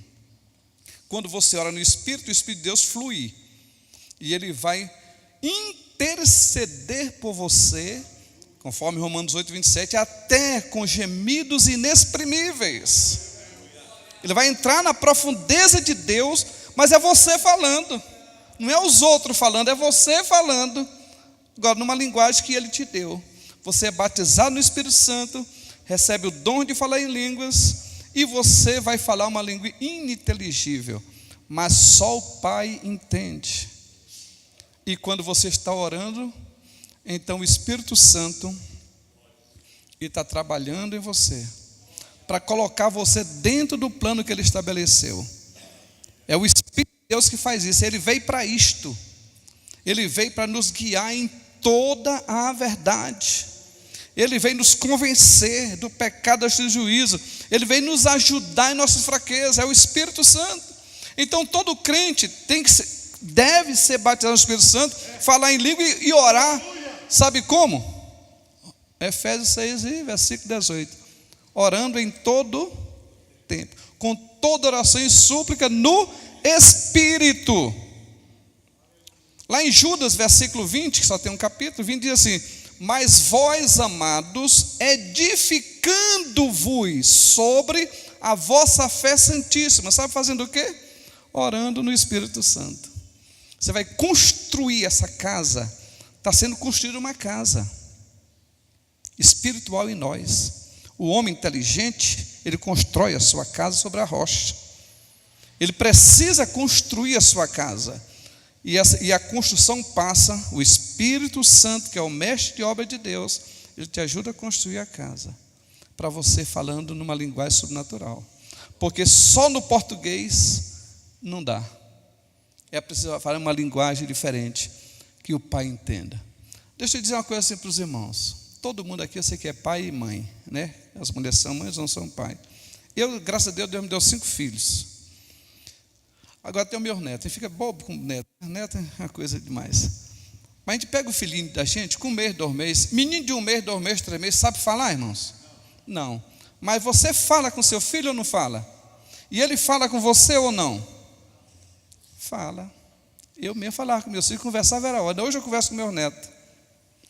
Quem olha, a gente falando com uma criança, um vizinho, uma pessoa que está olhando, nos chama de quê? De doido, caduco. Está ficando doido, né? Mas acontece que há uma linguagem, que a criança está falando o quê? Ah, blá, blá, blá, blá, blá, blá, né? O que ele está falando? Mas o coração entende, não entende, irmã?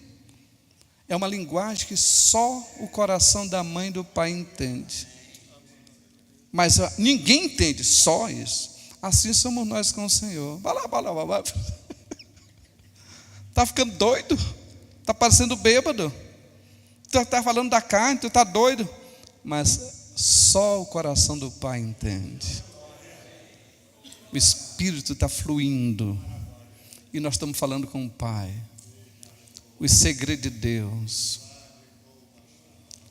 Irmãos, quando eu olho assim para o apóstolo Paulo, ele diz assim: ninguém fala em língua mais do que eu. Ninguém. Mas ele não falava muito na igreja, não. Falava, onde é que ele falava, irmão? Ali, quem sabe andando na rua, no quarto, sei lá, fechando a porta lá no seu quarto. Mas ele falava em línguas. Ninguém falava mais do que ele. Agora eu pergunto para os irmãos: quem teve mais revelação do que Paulo? Quem teve os segredos mais revelados? Ele chegou a ponto de dizer: homem nenhum me ensinou, lá em Gálatas. Homem nenhum me ensinou. Eu aprendi direto do Senhor Jesus. Os segredos, irmãos, espirituais.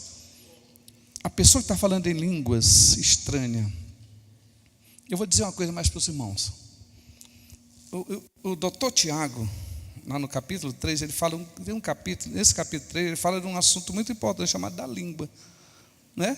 Não é da língua, capítulo 3? Diz assim, essa língua é indomável, indomável, ninguém consegue controlar ela. Essa língua leva para o céu e para o inferno. Ela incendeia, ela é um problema sério.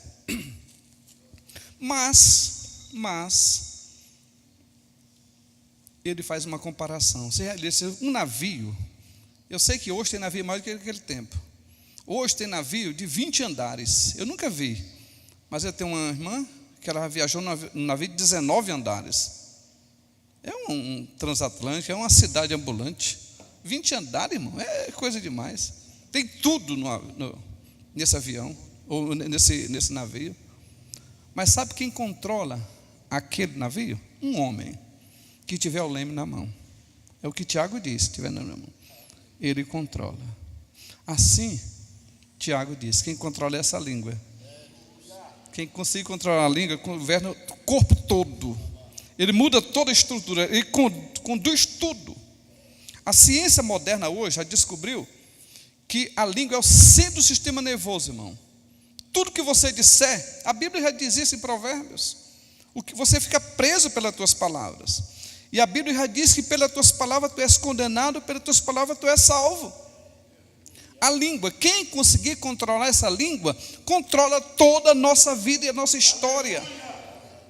Então que o Espírito Santo vem morar em nós. E sabe o que ele quer? Controlar a sua língua. E como é que ele controla? Quando você falar o que ele quer que tu fale. Quando você agora começar a falar igual louco. Mas a loucura, para os homens é loucura, mas para nós é o quê? Poder de Deus, louvado seja Deus. O Espírito Santo quer assim, eu quero controlar a tua língua. Eu quero dominar você. Você é grandão? Você é doutor? Você é adulto? Você é inteligente? Pois é. Jesus um dia fez assim. Ele no meio da multidão pegou uma criança, botou ela no meio. Se vocês não se tornarem como criança, de maneira nenhuma entrar no reino dos céus. para falar em línguas, você tem que voltar a ser criancinha, como é que nós éramos pequenos, para falar uma língua que você não entende. Desafia a tua razão de ser. Você fica, é uma loucura, irmãos. Pega um homem da minha idade, 64 anos, pastor presidente, major de polícia, eu não sei o quê, falando coisa de loucura. Irmão, isso é uma loucura. Isso é uma loucura. Os entendidos sabem, fica, o que é isso? Esses homens intelectuais, eu vi agora, um dia desse, um pastor Luiz Gonçalves, parece da Adventista. Jesus não falou em língua, Maria não falou em língua, não sei quem falou em língua. Claro que eles não falaram, porque a doutrina nossa é baseada na doutrina dos apóstolos. Jesus, ele fez a sua missão, quando terminou, começou uma nova igreja, conforme Atos 2:42, na doutrina dos apóstolos. Agora eu pergunto, Paulo falou? Aí sim, aí falou. Aí sim, falou. Porque essa linguagem foi dada para a igreja do Novo Testamento, para que fosse revelado os mistérios de Deus. E quando você está falando em língua, além da construção da casa, do quebrantamento seu, os mistérios de Deus vão sendo revelados. É impressionante quando você começa a falar em línguas, mas falar daquela forma. Eu não estou fazendo que na igreja a Bíblia não proíbe falar em língua na igreja, deixa eu falar, mas eu quero falar daquele momento lá seu, aonde você vai entrar no teu quarto, fechar a tua porta, ali, sem ninguém te emocionar, não é nada. E às vezes quer fazer o contrário, quer falar muita língua estranha. Na igreja, só na igreja. Pode falar? Pode, não tem problema. Mas é falar lá, onde você vai, só você e Deus.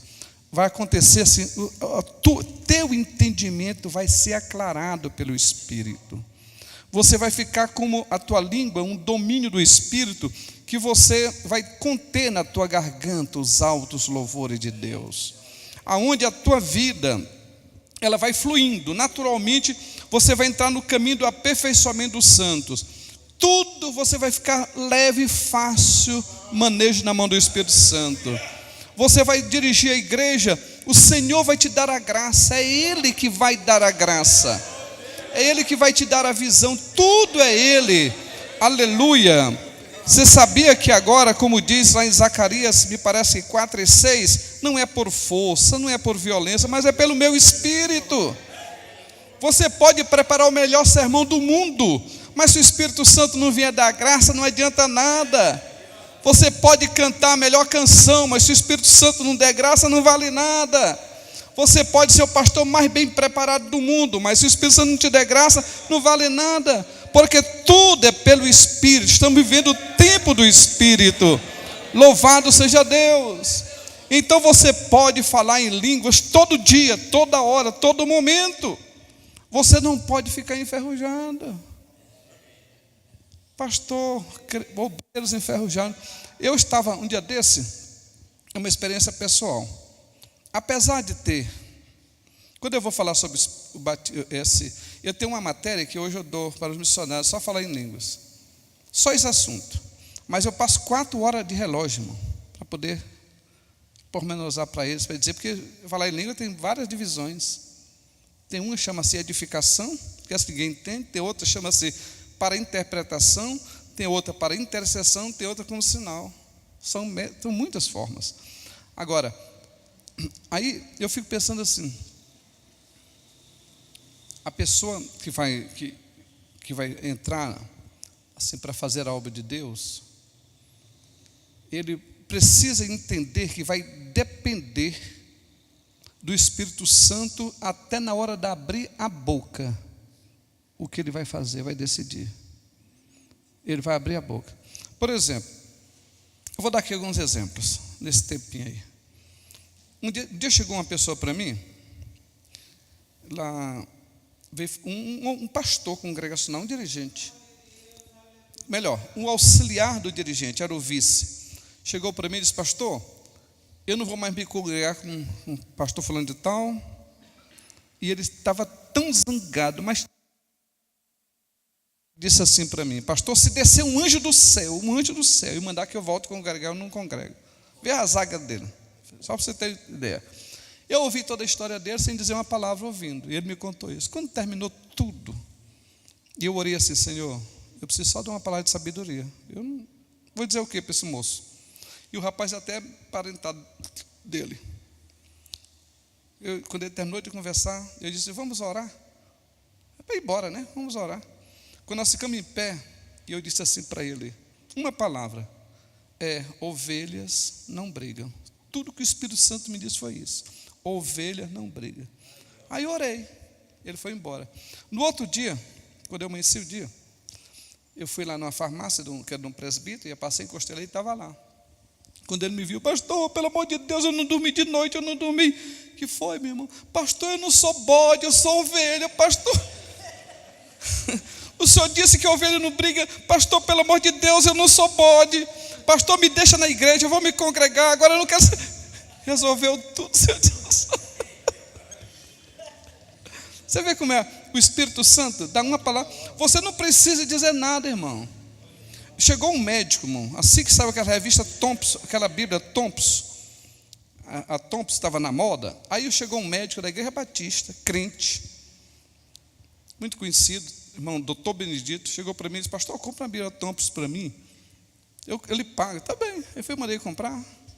Ele foi me buscar. Quando ele chegou lá, que eu entreguei a Bíblia, ele pagou direitinho, entreguei a Bíblia, ele disse assim: pastor, deixa eu lhe fazer uma pergunta. Pô, não, meu irmão, batom salva? Eu disse: não. Cabelo salva? Eu disse: não. Roupa salva? Não. E para que essa besteira está pregando isso na igreja? Desse jeito. Aí eu disse: Espírito Santo, uma palavra de sabedoria, só na minha mente. Aí eu disse assim para ele, veio na minha mente aquela hora, eu disse: doutor, deixa eu fazer uma pergunta. Você sabe como é o nome do Espírito de Deus? Aí eu disse assim: Espírito da verdade, não é? Ele disse: Você sabe qual é a missão do Espírito da verdade na terra? Ele ficou assim. Eu disse: é guiar em toda a verdade, né? Então me diga uma coisa: batom é verdade ou mentira? Aí ele disse assim: é mentira. Você acha que o Espírito da verdade guiaria uma pessoa na mentira? Eu disse: roupa, quando a mulher usa uma roupa indecente, mostrando a verdadeira intimidade ou qualquer coisa, isso é decente ou indecente? Ele disse: é indecente. Você acha que o Espírito da verdade guiaria uma pessoa na indecência? Cabelo, quando a mulher corta, quando deixa comprido, é honroso ou desonroso? Aí ele ficou assim: desonroso. Você acha que o Espírito da verdade guia uma pessoa na desonra? Sabe, pastor, então não tem jeito não, né? Não tem não, meu irmão. O Espírito da verdade, quem quiser fazer, faça, mas o Espírito da verdade. E ele disse: então não tem jeito. Por quê? É o Espírito de Deus que comanda tudo. Embora os homens mudam tudo. O homem muda, mas o Espírito de Deus não. Ele guia só na verdade. Ele veio para isso, a missão dele é isso, é na verdade. E ele precisa conduzir. Agora você tem que ser bem acessível, moldado. E isso você faz quando está orando em línguas. Olha, mas é tão importante a oração em línguas, que eu olho assim, fluir, a fluência do Espírito. Como é que pode a gente pregar, irmão, numa igreja até 4 anos? Eu estou com 25 anos na mesma igreja. Se não for pelo Espírito, você acha que a pessoa conseguiria me ouvir? Não tem, irmão. Não há condição. Você não pode chegar num público para pregar e ficar da dependência do Senhor. Tem que ser do Espírito. E é isso que o Espírito Santo quer. Eu quero te ajudar. Eu quero estar contigo, eu quero interagir com você. Eu quero que você diga, como diz no Salmo 27, o Senhor é minha luz e a minha salvação. A quem terei medo? O Senhor é a força da minha vida. A força da minha vida é o Senhor. A quem recearei? Mas é preciso que Ele esteja. Você tem que interagir, relacionar com Ele. Um dia desse eu estava falando com os pastores nossos. Isso tem algum tempo. Um pastor disse assim: pastor, mas eu posso falar em língua a qualquer hora? Eu digo: pode. Não, pastor, mas friinho assim, né? Tem que estar emocionado. Eu digo: não. A Bíblia diz assim, Me parece que é 2 Coríntios 5 e 7. Acho que é. Nós não somos chamados para viver pela vista, mas pela fé. Por vista, mas por fé. Quem vive pela fé não vive baseado em sentimentos. Você não pode basear nada em sentimento, em emoções. É verdade. Nós temos que adorar a Deus em espírito. Sabe o que é em espírito? Você não está nada a ver com o que está no corpo aí, na alma, no sentimento, né? No espírito. Tem que fazer, faça. Eu disse, a única exigência que tem, eu falei para esse pastor, sabe qual é? É você viver no Espírito e andar no Espírito. Se você vive no Espírito e anda no Espírito, você fala a língua do Espírito. Conversa a qualquer hora, em qualquer lugar, em qualquer momento. Agora, se você tiver que depender de um lado emocional para falar em línguas, então você não está no Espírito, está nos sentimentos. Por isso, eu oro em língua todo dia. Eu vou finalizar, pastor. Eu até falei com o pastor hoje, conversar, mas deixa eu falar, e espero que seja só para auxiliar, não para me apresentar, que é uma aparência muito grande. Ele quer ajudar e termina se exaltando a si mesmo. Mas que o Senhor nos ajude a ser assim.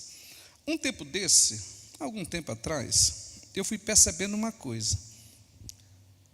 Trabalhando muito, pregando muito, mas me tornando meio materialista. Me torno meio materialista. Quer dizer, toda coisa que vai fazer, seja na igreja e tudo, do campo material. Eu vou fazer essa obra, então eu vou fazer o plano material. Eu vou fazer isso, vou fazer aquilo, vou fazer aquilo. Então tudo é para Deus, mas tudo na base do material, não na dependência de Deus, mas na dependência do que eu acho, do que eu entendi, do que eu planejei. E eu percebi lá em a Bíblia, em Apocalipse capítulo 2, o pastor, o melhor pastor que tem da igreja de Éfeso, é no capítulo 2, o primeiro. Jesus faz uma mensagem para os 7 pastores, e ele fala primeiro para a igreja de Éfeso, o melhor pastor, que eu ando longe de ser um pastor igual a ele. Tudo ele foi aprovado. Tudo. Ele não suportava aquelas pessoas que não eram crente mesmo, não suportava. Ele sofria, ele trabalhava muito, ele não se cansa, pode ver lá. Mas o Senhor, mas tem uma coisa, que eu estou ponto de arrancar da igreja. Estou ponto de dar a carta de divórcio. Arrancar daí. Por quê? Tu deixaste aquele encanto do relacionamento. Isso é como uma pessoa casada. A mulher nota 10. O homem, ver nota 10 com a esposa. Eu dou tudo para minha mulher. Dou carro, dou casa, dou comida, dou roupa, liberdade.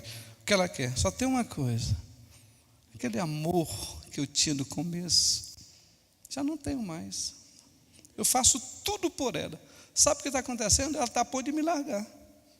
E a outra pessoa chega, mas tu vai largar um homem desse, rapaz? É porque o que eu vim buscar não foi isso. Eu vim buscar foi o amor. Mas não tem mais a paixão, aquele amor para abraçar, para dizer palavra de carinho, olhar nos olhos. Não tem mais. Assim, eu estava fazendo assim com Jesus. Faço tudo, mas não contemplo a face dele, os olhos dele. Aí você disse, eu estou ponto de arrancar daí.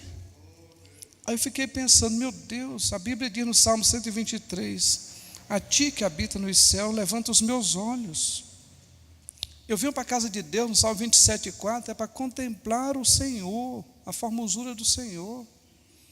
Eu estou aqui, além de tudo que se faz, é esse encanto do primeiro amor, dessa paixão, dessa lua de mel, para ficar olhando, admirando, exaltando, passar momentos olhando para o Senhor, falando em línguas, desfrutando. Eu disse, rapaz, eu estou perdendo isso. Meu tempo está ocupado. Eu fiz um planejamento, isso faz tempo. Senhor, eu vou fazer um planejamento na minha vida. E vou andar pelo Espírito, e não pela minha carne. Aí eu planejei assim, eu tenho que orar, todo dia uma oração, no meu entendimento, no meu português, para falar com Deus. E eu tenho que ter um mínimo, um tempo mínimo. Eu coloco, não vou dizer o tempo, um tempo mínimo. Eu tenho que estar com o Senhor. Segundo, eu preciso de um momento para me orar, aquela oração de não dizer nada. É só para ficar, meu irmão. O Senhor é grande, Ele é onipotente, Ele é grande. É só para isso, vai olhar. Não, nada mais do que isso. Fazer como dizia o rei Davi. Rapaz, eu fico meditando de madrugada que molho o meu travesseiro. As lágrimas correm. Eu não sou muito de chorar, não. Eu medito e eu não choro muito. Ninguém pensa que eu sou emocionado, que eu não sou, não. Mas eu fico admirando Ele. Terceira coisa que eu oro. Eu tenho que orar todo dia o Pai Nosso. Todo dia. Todo dia. Tem tempo que eu oro o Pai Nosso assim. Eu passo 1 hora orando só Pai Nosso. Só a palavra Pai Nosso. 1 hora de relógio. Outro dia eu só cito de uma vez. Mas tem dia que eu fico pausando. Vocês tiveram a experiência de orar o Pai Nosso, passar o dia todo orando o Pai Nosso, só o Pai Nosso, no outro dia só santificado, no outro dia só venha o teu reino, é impressionante. Vou dar só uma frasinha aqui, Pai Nosso. Você imagina se passasse 1 hora, Pai, primeiro meu Pai, Ele está lá no céu, acima de tudo e de todo, toda circunstância, Ele está lá em cima. Ele está me cuidando de mim. Eu não sou um filho órfão. Ele tem um pai que é onipotente. Aí eu começo a imaginar na onipotência dele, a onisciência, né? A onipresença, no amor dele, no que ele tem.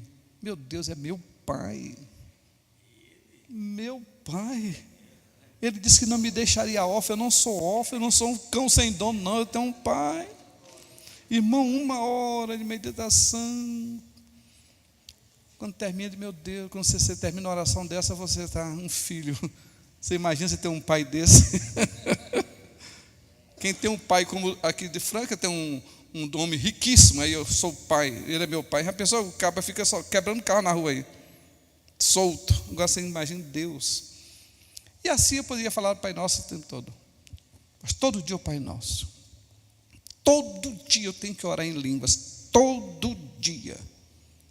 Eu oro em línguas.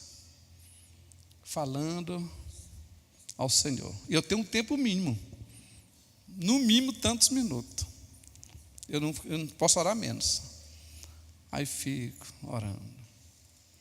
Depois eu vou para a harpa. Tenho que ler, eu tenho que cantar, no mínimo eu tenho que cantar 5 hinos da harpa. 5, eu tenho que cantar 5. Aí eu vou para a Bíblia, eu tenho que ler 5 capítulos. Todo dia eu tenho que ler 5 capítulos. Todo dia, toda semana eu tenho que tirar meio dia de jejum. E por ano eu tenho que orar por 100 pessoas para Jesus salvar. 100 pessoas. Agora, o que eu faço? Nem todo dia dá para você pegar e fazer numa hora só. Então eu passo o dia todo envolvido. Se eu vou para uma fila de um banco, não sei lá, pego o celular e vou ler a Bíblia. Já estou tudo aqui comentando. Aí eu leio e fico lendo. Entro no carro, pego o carro e começo a cantar. Racei muitos hinos de cor e começo a cantar. Aí, às vezes, não deu tempo de orar em língua, porque orar em língua exige um pouco de quebrantamento. Você tem que quebrantar. Então, às vezes, dentro do carro, ou então estou lá em casa, ou então eu vou fazer uma caminhadinha. Aí vou orar em línguas. Eu passo o dia envolvido. Chego na igreja, vai cantar os hinos congregacionais, eu não fico calado, eu vou cantar. Porque a mania nossa é ficar calado. Aí eu vou cantar os hinos congregacionais. Mas a coisa, irmão, é assim. Eu estava falando para o pastor hoje. Tem dia que eu levanto, todo dia eu levanto 5 horas da manhã, eu estou em pé. Ou vou para a igreja orar, nós temos oração 5 horas, ou eu fico em casa mesmo. Mas quando eu me levanto, eu faço assim. Tem dia que eu levanto, eu já li 25 salmos só na mente. 25 salmos que eu leio só na mente, decorado. Hoje mesmo eu levantei, sabe o que eu fiz? Hoje eu já li, por exemplo, a Bíblia toda, de Gênesis a Apocalipse, todos os primeiros capítulos da Bíblia na mente. Todo o livro, o primeiro versículo, quantos capítulos, quantos versículos que Jesus é. toda a Bíblia, eu já fiz isso hoje. Antes, só na hora que eu estava deitado, antes de ler a Bíblia. Eu já li, por exemplo, os 50 primeiros salmos, de 1 a 50, os primeiros versículos todos. E depois, em cada 10, um. Eu já li, por exemplo, hoje, toda a genealogia, de Adão a Jesus, aquela de Mateus, que vem pelos reis, e depois aquela de Lucas, que vem no capítulo 3, de Adão até chegar em Jesus, tudo na mente. Por quê? Porque eu preciso fazer como diz 2 Timóteo 2,15, manejar bem a palavra da verdade. Você tem que manejar ela. Um dia desse estava reunido um padre, 2 pastores e eu. E nós estávamos batendo, esperando uma situação. Eu disse assim: vamos fazer o seguinte, cada um de nós vai citar um texto da Bíblia. Os salmos, vamos ler o salmo aí. Aí eu citei logo um salmo e mandei o pastor citar. O pastor foi citar os 46, começou a gaguejar e eu fui completando. Depois o outro foi citar o primeiro, o outro chegou pela metade e ele não sabia mais. Eu terminei. Aí falei para o padre: o senhor? Ele disse: rapaz, eu não sei não gravo não. Rapaz, mas você é tão novo. Mas eu não gravo, pastor, eu não gravo. Eu cito assim, eu posso citar o termo, não sei onde é que está. Eu disse: sabe por que é isso? O que é, pastor? Chama-se preguiça. Ele disse: não, pastor, mas... Não. Reduz tudo assim, em preguiça mental. Porque eu estou com 64 anos. E eu decoro. Meus filhos não conseguem decorar nada. Mas a Bíblia diz: se eu não quiser pecar contra o Senhor, eu tenho que guardar essa palavra no meu coração. Porque você tem que se movimentar. E o tempo já acabou. Deixa eu só dizer uma experiência que eu falei agora para um grupo de pastores um dia desses. Eu perguntei assim para eles: irmãos, deixa eu fazer uma pergunta para vocês. Hoje, era mais ou menos de tarde. Qual foi o tom da sua conversa hoje? O tom. Qual foi o assunto que você falou que deu mais ênfase hoje, no seu dia a dia? Faça o seu análise aí. Todo mundo caçando ali. Ele disse: talvez falaram mais do Lula, que está preso.